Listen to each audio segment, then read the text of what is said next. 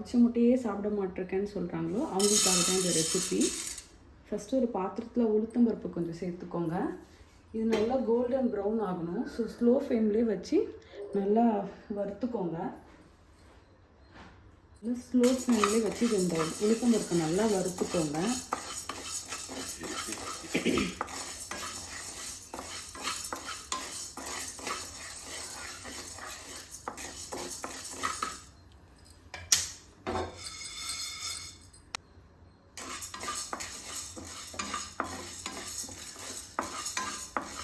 இதில் எண்ணெய் எதுவும் சேர்க்கக்கூடாது, தண்ணியும் சேர்க்காதீங்க.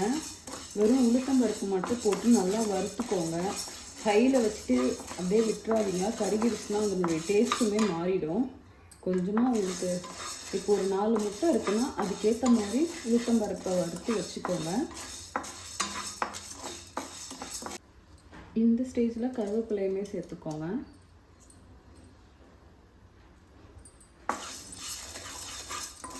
இதுவுமே நல்லா கோல்டன் ப்ரௌனில் ஆகிடுச்சு.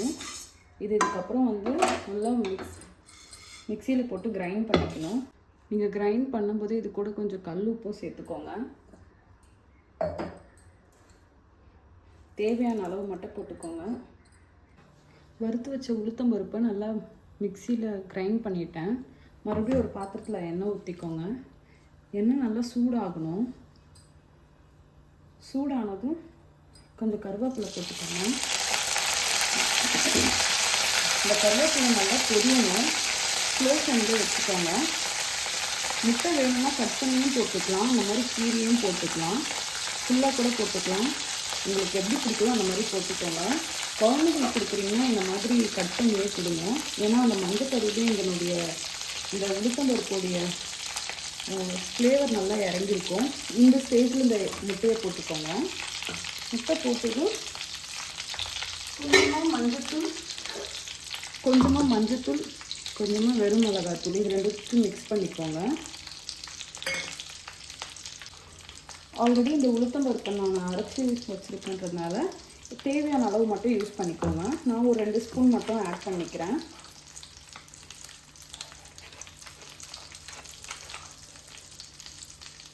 அவ்வளோதான். இந்த ஸ்டேஜில் இதை நல்லா மிக்ஸ் பண்ணி விடுங்க.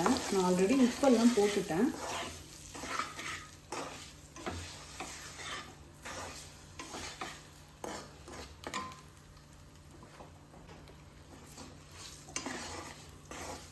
இந்த ஸ்டேஜில் நல்லா மிக்ஸ் பண்ணி விடுங்க. பொறுமையாக மிக்ஸ் பண்ணுங்கள்.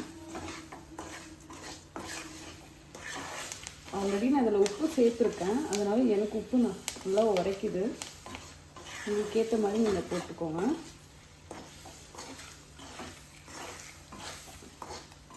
அவ்வளோதான், ஈஸியான முட்டை வறுவல் ரெடி. நீங்களும் இந்த மாதிரி ட்ரை பண்ணி பார்த்துட்டு எப்படி இருக்குன்னு சொல்லுங்கள்.